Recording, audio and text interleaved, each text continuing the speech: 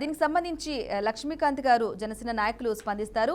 నిజంగా పోలవరం ఎత్తు అనేది తగ్గించారా? అలాగే వైసీపీ ఒక ప్రధానంగా ఆరోపిస్తోంది, షర్మిలాని డైవర్షన్ పాలిటిక్స్ లోకి తీసుకొచ్చారు, డైవర్ట్ చేయడానికి మాత్రమే చంద్రబాబు డైవర్షన్ పాలిటిక్స్ లో భాగంగానే తీసుకొచ్చారని చెప్పేసి కూడా ప్రధానంగా అనిపిస్తుంది. ఇక్కడ పోలవరం విషయం వచ్చేసరికి షర్మిల గురించి ఎందుకు మాట్లాడుకోవాలి కానండి, ఆవిడ పందా వేరు. వాళ్ళ చెల్లి కానీ అన్నయ్య కానీ ఆస్తుల విషయంలో ఆవిడ ఏదో మాట్లాడితే ఒకసారి మీడియా ముందుకు వచ్చి మెరిసిపోతూ ఉంటుంది. ఆవిడ విషయం పక్కన పెట్టేసేయండి. ఇక్కడ మెయిన్ పాయింట్ ఏంటంటే పోలవరం గురించి మనం పోలవరాన్ని అక్కడ నిర్మించాలి అని ఫస్ట్ ప్రాతిపదిక తీసుకొచ్చింది సార్ అద్దార్ కాటన్ గారు.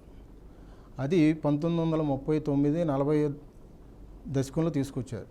తీసుకొచ్చిన తర్వాత మద్రాసి నుంచి ఇంజనీరు, ఆ తర్వాత 1941లో ఆయన పేరు కూడా వెంకటకృష్ణ అయ్యర్ గారు అని చెప్పేసి ఆయన తీసుకొచ్చి అక్కడ మొత్తం డిజైన్ అంతా చేయించారు. చేయించిన తర్వాత అక్కడ ఆ కొండల మధ్య ఇదంతా చేయాలంటే కొంచెం క్లిష్టంగా ఉంటుందని చెప్పేసి ఆ తర్వాత దానికోసం ఆ టైంలో ప్రాతిపదిక అయితే చేశారు కానీ చేయలేకపోయారు. తర్వాత అది 1953 ఆ టైంలో వరదలు వచ్చినాయండి. అక్కడ వరదలు వచ్చినప్పుడు ఏంటంటే ఆ గోదావరి నీళ్లు కాస్త మొత్తం అంతా సముద్రంలో కలిసిపోవడం, ఆ చుట్టుపక్కల గ్రామాల్లో కొంచెం అంతా వరదలకి ప్రభావితం అయిపోయి దెబ్బతినడం ఇవన్నీ అయ్యేసరికి మళ్ళీ దాన్ని పోలవరం నిర్మించాలని చెప్పేసి మళ్ళీ ప్రాతిపదికను తీసుకొచ్చారు. ఇదేదో శుక్రవారం మొదలుపెట్టి సోమవారం పూర్తి చేసింది అయితే కాదు.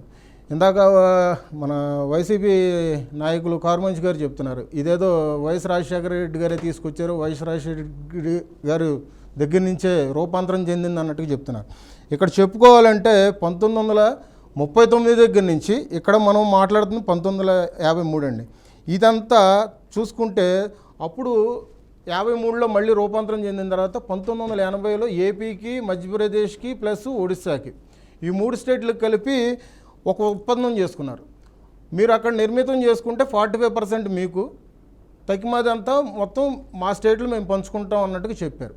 ఇదంతా జరిగిన తర్వాత 150 అడుగులు నిర్మితం చేయాలి, తర్వాత స్పిల్వే అని చెప్పేసి 36 లక్షలు సామర్థ్యం ఉండాలి ఇట్లాగని చెప్పేసి అనుకున్న తర్వాతే అంజయ్య గారు 81లో దానికి శంకుస్థాపన చేశారు.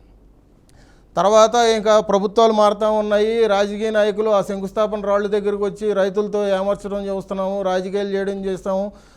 తర్వాత అదంతా అయిపోయిన తర్వాత 2004లో దాన్ని జలయజ్ఞం పేరుతో రాజశేఖర రెడ్డి గారు దాన్ని మళ్ళీ వెలుగులో తీసుకొచ్చిన తర్వాత ఏమైపోయిందంటే ఆ టైంలో స్టార్టింగ్లో అప్పుడు అనుకున్నది 129 కోట్లు. ఎప్పుడు 1940-41 టైంలో ఇంజనీర్ గారితో అప్పుడు చేపించిన దాని ప్రకారంగా 129 కోట్లు. ఆ తర్వాత రాజశేఖర రెడ్డి గారు వచ్చిన తర్వాత ఏమైపోయిందంటే ఇది 100 కోట్లు కాస్త 1000 కోట్లుగా అయిపోయింది. 1000 కోట్లుగా అయిపోయిన తర్వాత ఆ జలయజ్ఞం కాస్త అట్లాగా ఉండిపోయిందే కానీ దాన్ని కొంచెం ముందుకి తీసుకెళ్లే ప్రయత్నం అయితే చేయలేదు.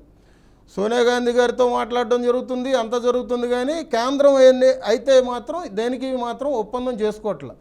ఎందుకంటే అది బాగా ఖర్చుతో కూడుకున్నది. ఆ డయాఫామ్ వాల్ కానీ కాపర్ డ్యాములు కానీ నిర్మించాలంటే కనుక ఒక 30 నుంచి 100 అడుగుల లోపల ఇసుక తిన్నెలన్నీ తీసుకొని లోపలికి వెళ్ళిన తర్వాత డయాఫామ్ వేసిన తర్వాత మళ్ళీ ఈ కాపర్ డ్యాములు నిర్మించాలంటే కేంద్రం మీద ఒత్తిడి బాగా పడుద్ది, ప్లస్ ఎక్కువగా పెట్టుకోవాల్సింది ఫైనాన్షియల్ పెట్టుకోవాలి కాబట్టి అని చెప్పేసి ఊరుకున్నారు.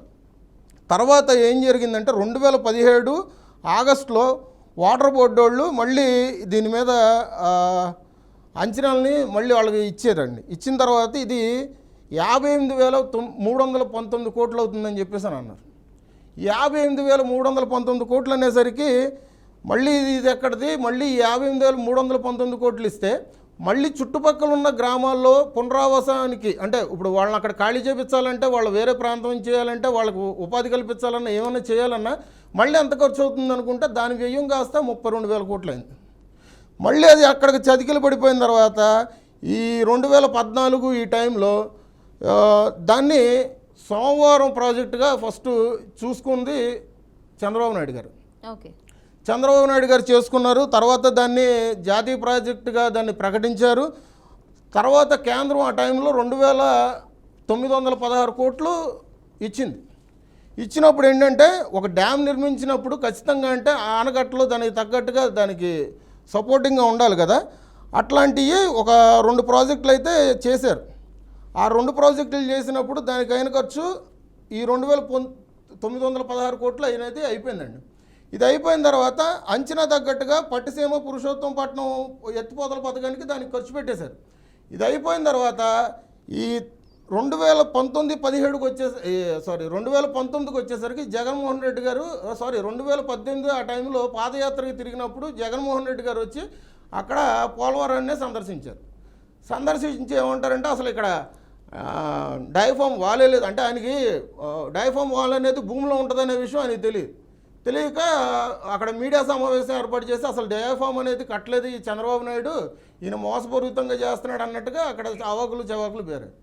కానీ ఈ పాదయాత్ర అయిన తర్వాత 2019 తర్వాత ఈయన కూడా వచ్చి ఏమన్నారంటే మేము పోలవరాన్ని మేము పూర్తి చేస్తాం 2021 వరకు అని చెప్పేసి ఓ బెట్టింగ్ వేసుకునే ఒక అతన్ని తీసుకొచ్చి 2.5 సంవత్సరాల పాటు నీటిపారుదల శాఖ మంత్రిగా పెట్టి 1%, 2%, 100% టెన్షన్ ఎందుకన్నా అని చెప్పేసి అసెంబ్లీ సాక్షిగా మాట్లాడించి తర్వాత ఆ 2.5 సంవత్సరాలు అతను మంత్రి పదవి అయిపోయిన తర్వాత పోలవరం గురించి ఊసుపాజు లేకుండా అతను పక్క తప్పుకొని సుకన్యా సంజన అనుకొని విలువలు లేకుండా మంత్రి పదవిని విలువలు లేకుండా సుకన్యా సంజన అనుకొని రోడ్డు మీద రంకులేసుకునే ఒక మంత్రిని తీసుకొచ్చి అతనికి కూడా డయాఫామ్ వాల్ అంటే కూడా తెలియదు, అంటే క్యూసెక్లు అంటే ఎన్నో కూడా తెలియదు, దాని ఎత్తు ఎంత అనేది తెలియదు. ఇవన్నీ చూసిన తర్వాత 21కి పూర్తి చేస్తా అన్నారు కదా అని చెప్పేసి 21కి పూర్తి చేయకపోయేసరికి సెంట్రల్ నుంచి వాటర్ డిపార్ట్మెంట్ వాళ్ళు ప్లస్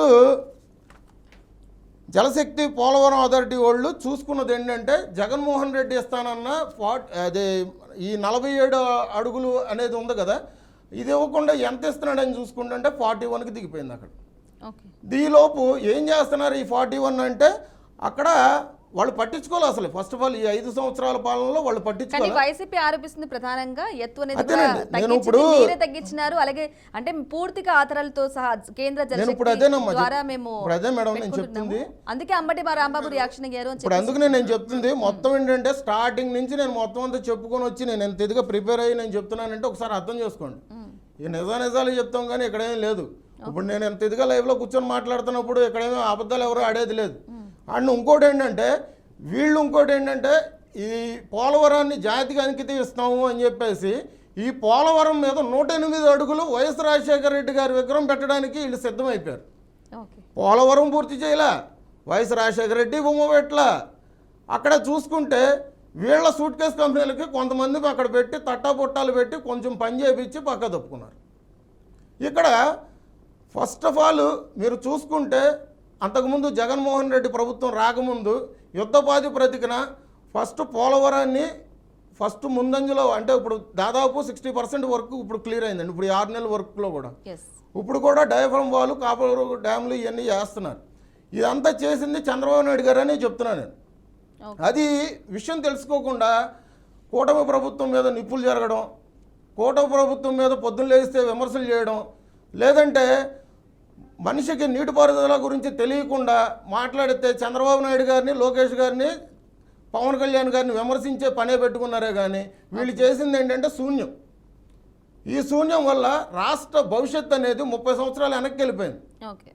ప్రభుత్వ ఖజానాన్ని ఖాళీ చేస్తారు వాళ్ళ రోజునాళ్ళు.